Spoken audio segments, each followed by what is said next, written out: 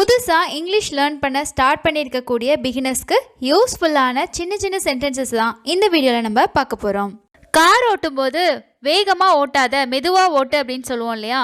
மெதுவாக ஓட்டு அப்படிங்கிறத நம்ம இங்கிலீஷில் எப்படி சொல்லலாம் அப்படின்னா டிரைவ் ஸ்லோலி, டிரைவ் ஸ்லோலி அப்படின்னு சொல்லலாம். அவளை கவனிச்சிக்க. ஸோ அவளுக்கு ஏதாவது ஃபீவராக இருக்குது, இல்லை அவள் வந்து அன்கம்ஃபர்டபுளாக இருக்கா அப்படின்னா அவளை கவனிச்சிக்கோ அப்படின்னு சொல்லி நம்ம தமிழில் சொல்லுவோம் இல்லையா? அதை எப்படி இங்கிலீஷில் சொல்லலாம் அப்படின்னா take care of her, take care of her அப்படின்னு சொல்லி நம்ம இங்கிலீஷில் சொல்லலாம்.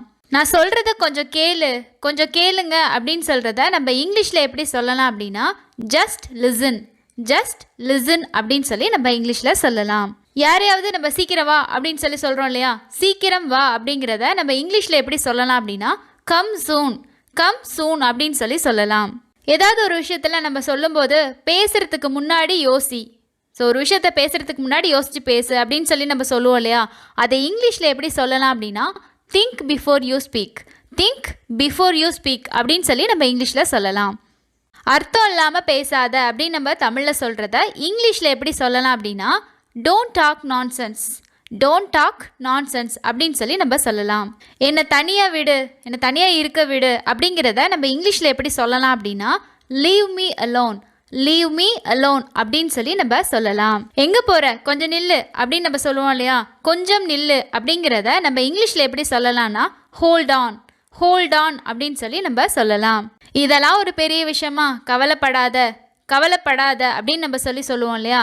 ஸோ கவலைப்படாத அப்படிங்கிறத இங்கிலீஷில் எப்படி சொல்லலாம் அப்படின்னா டோன்ட் வரி, டோன்ட் வரி அப்படின்னு நம்ம சொல்லலாம். ஒரு தடவை பண்ண முடியலன்னா என்ன, மறுபடியும் முயற்சி செய், இல்லைனா மறுபடியும் ட்ரை பண்ணு அப்படின்னு சொல்லுவோம் இல்லையா?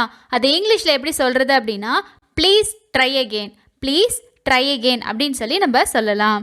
இந்த மாதிரிலாம் பண்ணி என்னை சங்கடப்படுத்தாத அப்படின்னு சொல்லுவோம் இல்லையா?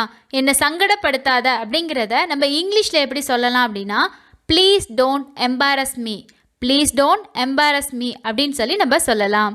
வெளியில் எங்கேயும் போகும்போது நம்ம ஃப்ரெண்ட்ஸையோ இல்லைனா நம்ம கிட்ஸையோ வந்து என்னோட வா அப்படின்னு சொல்லுவோம் இல்லையா? ஸோ என்னோட வா அப்படிங்கிறத நம்ம இங்கிலீஷில் எப்படி சொல்லலாம்னா come with me, come with me அப்படின்னு சொல்லலாம். இடத்த காலி பண்ணு அப்படின்னு நம்ம சொல்கிறத இங்கிலீஷில் எப்படி சொல்லலாம் அப்படின்னா vacate the place, vacate the place அப்படின்னு நம்ம சொல்லலாம்.